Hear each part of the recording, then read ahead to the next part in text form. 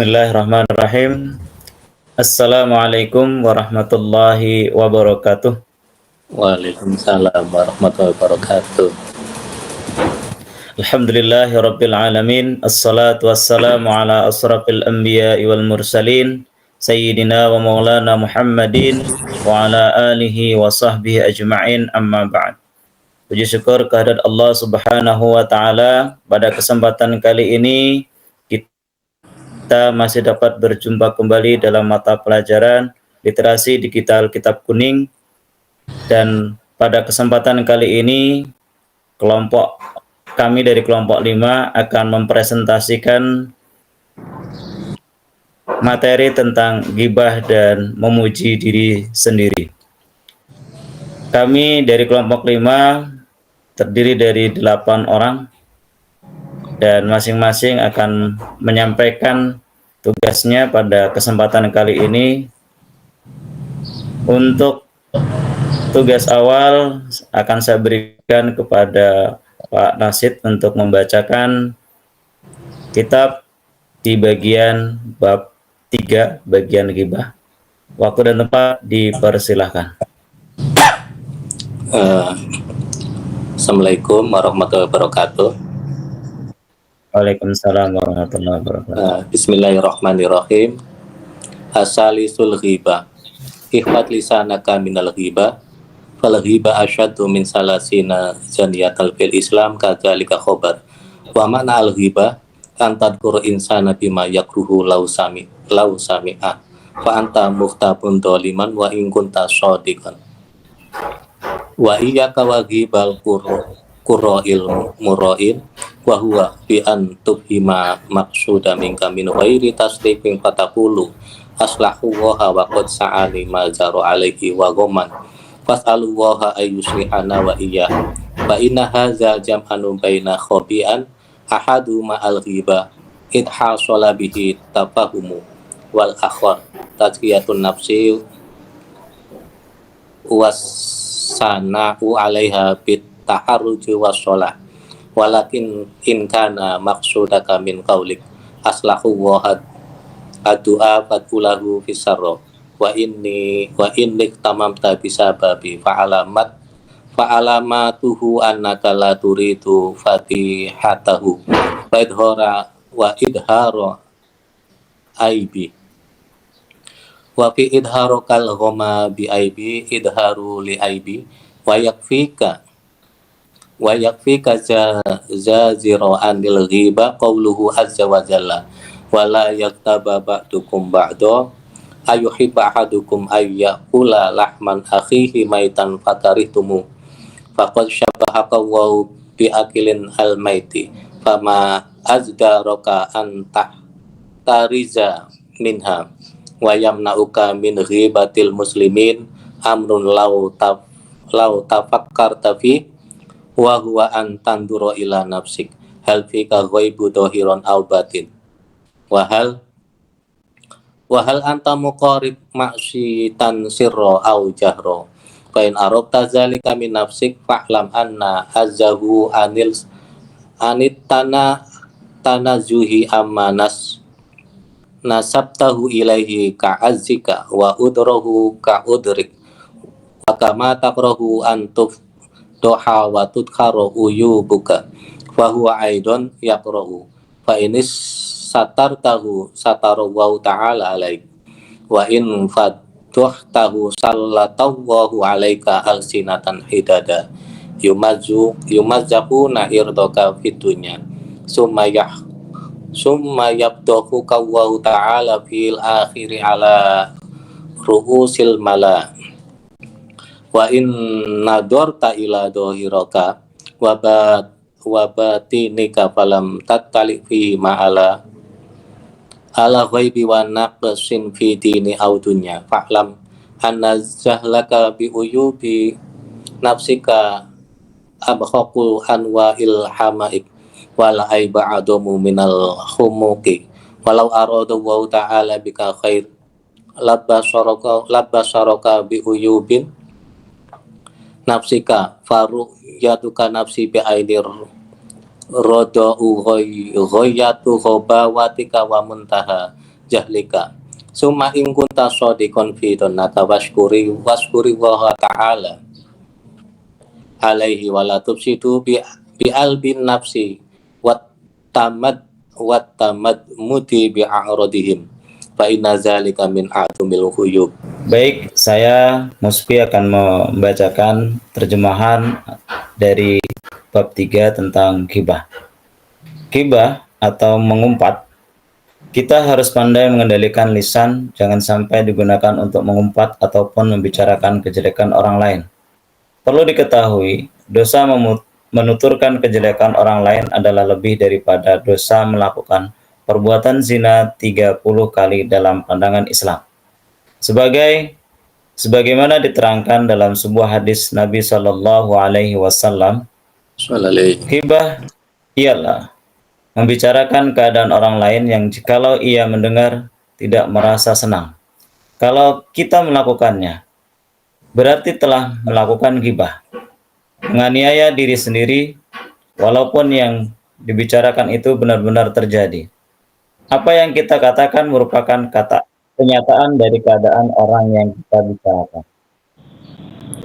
Janganlah sekali-kali menggunjing orang lain. Janganlah sekali-kali menggunjing orang yang ahli Al-Quran atau orang lain yang dianggap riya atau pamer. Menggunjing qura, yaitu dalam memberikan pengertian dengan maksud dan tujuan tertentu secara samar. Sebagai misal, kita mengucapkan semoga Allah memperbaiki qura, karena perbuatannya hanya menyusahkan dan merugikan diriku. Semoga Allah memperbaiki perbuatanku dan perbuatannya. Ucapan di atas adalah mengandung dua keburukan, yaitu ghibah, sebab ucapan seperti itu dapat memberikan pengertian terhadap sesuatu yang dimaksud, sehingga pendengar memahami isinya. Yang kedua, menganggap baik dan menyanjung diri sendiri yang menunjukkan merasa sedih dan mendoakan kepada qura dengan mengucapkan semoga Allah memperbaiki perbuatannya. Pada dasarnya, perbuatan itu adalah mendoakan baik kepada qura. Ketika mendoakannya setiap usai sholat, dan kalau sekiranya kita dibuat susah oleh qura, tentu tidak akan mau membuka cacat dan celahnya, sebab yang demikian dilarang agama. Jelaslah sekarang dikala seseorang mengungkapkan rasa susah lantaran cacat qura, berarti telah membuka dan menampakkan cacat dan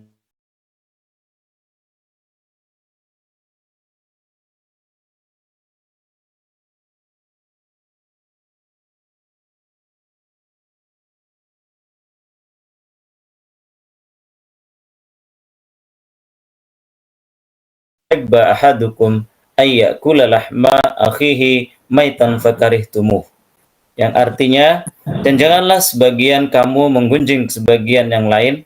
Sukakah salah seorang di antara kamu yang memakan daging saudaranya yang sudah mati? Maka tentulah kamu merasa jijik kepadanya. Quran Surah Al-Hujarah ayat 12. Pada ayat di atas, Allah Subhanahu wa Ta'ala pada ayat di atas, Allah Subhanahu wa Ta'ala merupakan orang yang memakan daging saudaranya yang telah membusuk. Oleh karena itu, hendaklah kita menyadari bahwa sesungguhnya membicarakan kejelekan orang lain bahayanya besar sekali. Oleh karenanya, berusahalah dengan semaksimal mungkin untuk dapat menjauhinya. Jangan sampai membicarakan aib sesama kaum muslimin, jika kiranya kamu mau berpikir dan merenung sejenak. Tentu akan sadar bahwa dalam pribadi kita terdapat banyak cacat dan celah. Coba pikir dan sedikit selidikilah. Diri kita banyak celah dan cacat atau tidak? Baik cacat lahir maupun batin. Tentu saja ada. Adakah kita melakukan maksiat secara rahasia atau terang-terangan? Setelah kita mengetahui diri sendiri yang serba memiliki kelemahan, maka ketahuilah bahwa orang lain pun menghadapi kesulitan untuk menjauhi kelemahannya.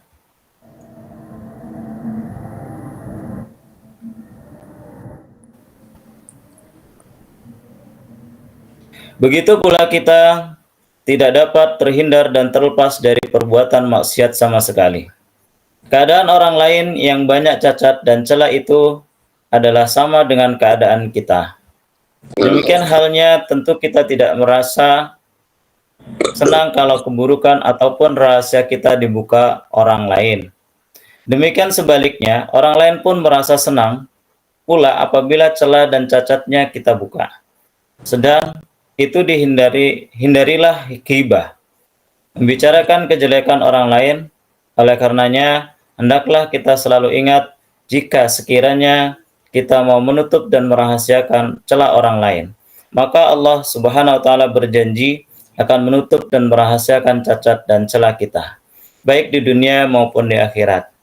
Tetapi sebaliknya, kalau kita sudah membuka rahasia orang lain, Allah pun akan mengungkapkan rahasia kita di muka umum, baik di dunia maupun di akhirat kelak. Allah akan memerintahkan orang-orang yang memiliki lisan yang lebih tajam untuk membeberkan rahasia kita di permukaan bumi. Di akhirat nanti akan dibuka pula rahasia itu di muka umum, disaksikan oleh seluruh makhluk. Kalau kita mengoreksi diri sendiri, apa yang ada pada lahir dan batin kita, tetapi ternyata tidak dapat menemukan celah dan cacat serta kekurangan yang ada, baik mengenai urusan dunia maupun agama, maka ketahuilah sesungguhnya kita adalah seburuk-buruk orang yang paling tolol, dan tiada aib yang lebih jelek daripada kebodohan. Manakala Allah menghendaki diri kita menjadi orang yang baik, niscaya Allah akan berkenan memperlihatkan seluruh cacat dan kekurangan yang terdapat pada diri kita. Maka jika kita beranggapan bahwa diri kita adalah keadaan yang baik, seperti tidak memiliki cacat dan celah, merasa puas, itu merupakan puncak kebodohan kita sendiri. Akan tetapi bila anggapan itu benar, cocok dengan angan-angan bahwa kita benar-benar dalam keadaan yang baik, maka hendaklah bersyukur kepada Allah Subhanahu wa taala. Sebab yang demikian lebih baik. Selanjutnya, jangan sampai kebaikan yang telah kita peroleh itu rusak karena mencela atau menganggap hina orang lain, memburuk-burukkan, membuka cacat celah orang lain, sebab perbuatan seperti itu merupakan celah yang benar. Demikian pembacaan terjemah dari pokok bahasan bab ghibah. Monggo saya persilakan untuk melanjutkan materi berikutnya. Assalamualaikum warahmatullahi wabarakatuh. Baik, materi selanjutnya ini pembahasan tentang tazkiyatun nafs, yang artinya memuji diri sendiri. Bismillahirrahmanirrahim. Faqad qala Allah Ta'ala, fala tuzakku anfusakum huwa a'lamu bimanittaqo.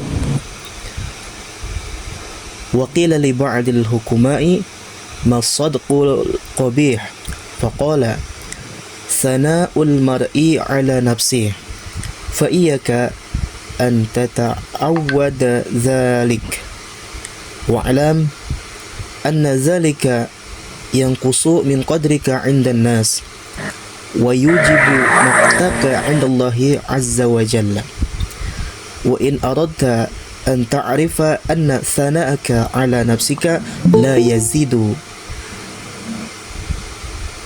في قدرك عند غيرك فانظر إلى أقرانك إذا أثنوا على أنفسهم بالفضل والجاه والمال كيف يستنكره قلبك ويستثقله طبعك وكيف تذمهم عليه إذا فارقتهم فاعلم أنهم أيضا في حال تزكيتك نفسك يذمونك بقلوبهم ويدهرون بألسنتهم إذا فارقتهم.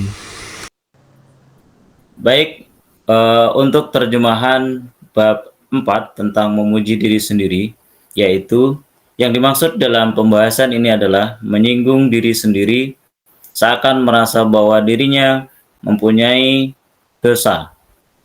Tidak mempunyai dosa maksudnya. Hal yang demikian dimaksudkan untuk pamer atau riya terhadap orang lain. Sedangkan merasa suci dari dosa dengan maksud untuk mengakui kenikmatan yang telah dicurahkan Allah Subhanahu wa taala merupakan bagian dari syukur kepada Allah dan tidak dilarang dalam ajaran Islam. Di dalam masalah ini Allah Subhanahu wa taala berfirman, "Fala tuzakku anfusakum wa a'lamu bimanittaqa." Yang artinya, maka janganlah kamu mengatakan dirimu suci.